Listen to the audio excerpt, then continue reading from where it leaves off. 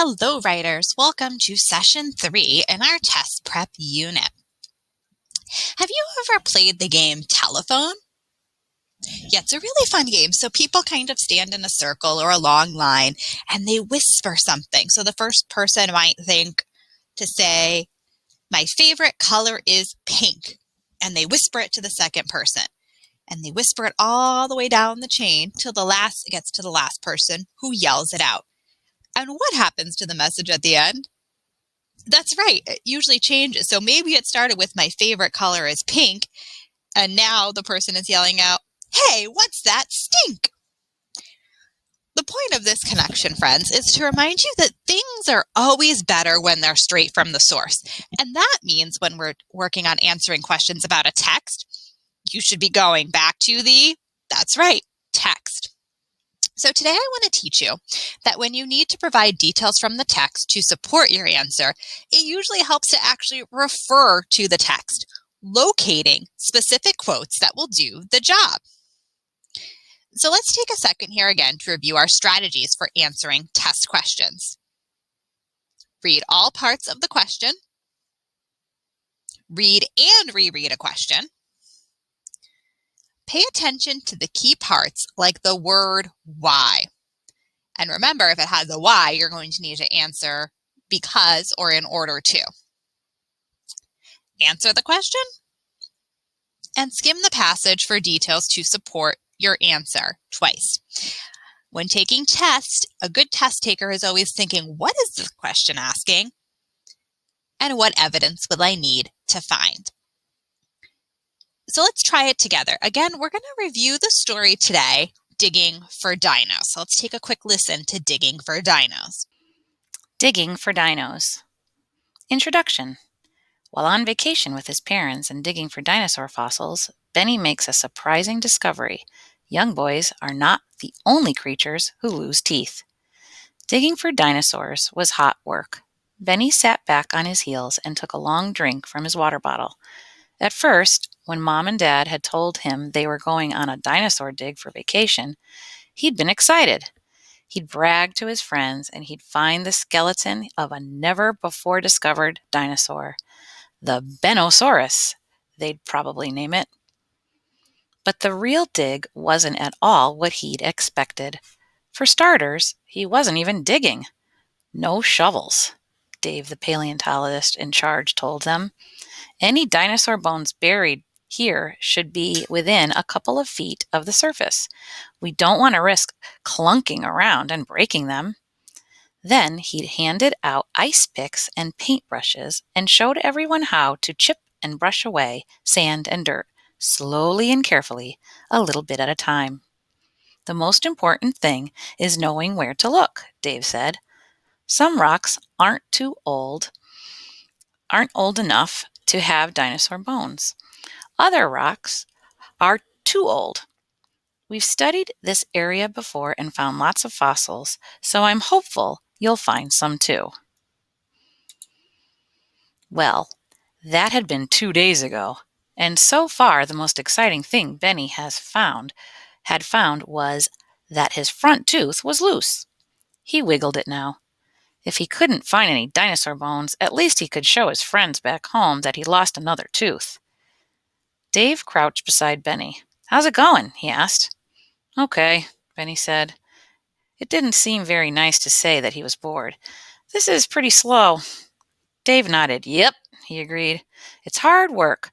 Sometimes paleontologists and fossil hunters look for weeks without finding anything, and we hardly ever find a whole skeleton," he added. "You know, Ben, if you're tired of searching, you can always help someone else on the crew." Benny looked around the dry, rocky hillside. Dave's assistants were busy taking photographs and drawing pictures and making charts. Some were using GPS devices to make maps of the area. Some were writing in notebooks. Dave said it was important to take good field notes, to record exactly what you did and where you were when you looked for fossils. Benny thought holding the GPS tool might be fun, but he wasn't giving up. "I'll keep looking," he said. "But," he added, thinking out loud, "the pictures always showed dinosaurs in swampy places. Did they live in deserts too?" Ah, said Dave. Some probably did, but not around here. Millions of years ago, this wasn't desert. It was wet and green and lush. The Earth's changed a lot since the time of the dinosaurs. Dave slapped Benny on the back and got to his feet. Keep up the good work, Ben, he said encouragingly. I think today will be your lucky day. Pick, chip, brush, and sweep. Benny bent over his patch of rocky ground and carefully cleared away the sand and gravel. When he needed a break, he wiggled his loose tooth. The sun climbed higher and hotter in the sky. He was getting into the rhythm of things. Either that or the heat was just making him drowsy. And then it happened. My tooth, Benny said, surprised. He stared down at the dirt. My tooth, Benny whooped. My dinosaur tooth. I found a real live dinosaur tooth. Dave hurried over to look, careful not to disturb the ground in front of Benny's find. Well, I'll be, he said. It's a tooth, all right. What kind is it? Benny said excitedly. Is it T-Rex? Apatosaurus? Triceratops? Dave laughed, but he kept studying the fossil in the ground. Well, Ben, he finally said, I've seen a lot of dinosaur teeth, but this one's different. I think you may have found one we haven't seen before. Good job.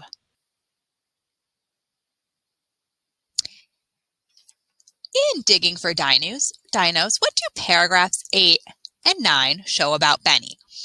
Use 2 details from the story to support your responses. So let's take a look at what's a detail and what's not a detail.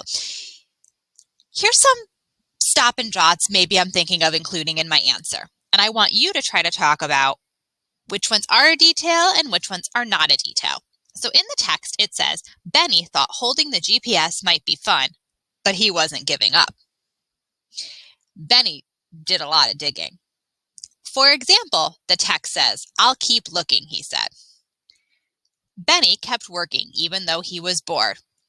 So specific details tend to be quotes from the text. So out of these 4, which ones are quotes from the text? Right. So our specific details are in the text. It says Benny thought holding the GPS might be fun, but he wasn't giving up. And for example, the text says, I'll keep looking, he said. The other 2, they're not strong details. Let's give it another try. So how does Benny feel about digging for dinosaur bones in the middle of the story? Use 2 details from the story to support your response. So I want you to take a minute in your head and sort these into detail or not a detail. Benny feels bored. Detail, not a detail. If it's a detail, you could give me a thumbs up. If it's not a detail, give me a thumbs down. In the text, it says, it didn't seem very nice to say that he was bored. Thumb up for detail, thumb down for not a detail. One detail that shows this is slow. Thumb up for detail, thumb down for not a detail. They kept digging for dinosaur bones. Thumb up for detail, thumb down for not a detail. Let's see how you guys did. Those middle 2 were our details. In the text, it says, it didn't seem very nice to say that he was bored. And one detail that shows this is slow. Those were specific details pulled right from the text.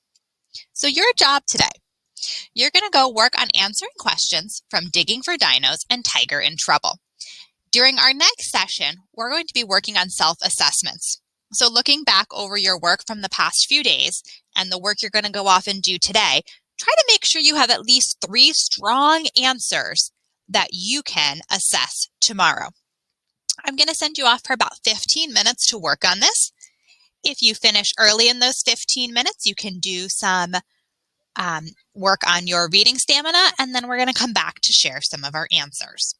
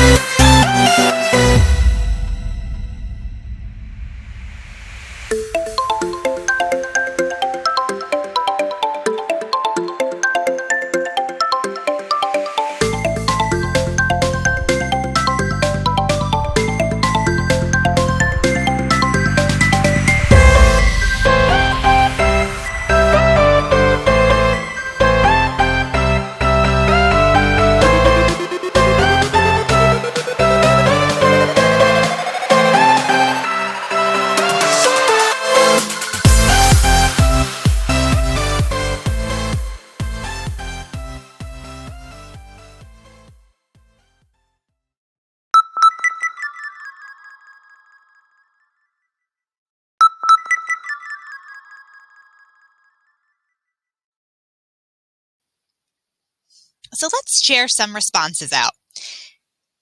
I want you to think, how would you rank your own responses and how strongly have you proved your answers? So take a look at them. Sort of, pretty well, or if you feel like it's super strong, it's a definitely answer. I'll give you a second to look through yours. All right, tomorrow, friends, or in our next session when we get back together, we're going to really sit down and score our responses. Good job today, writers.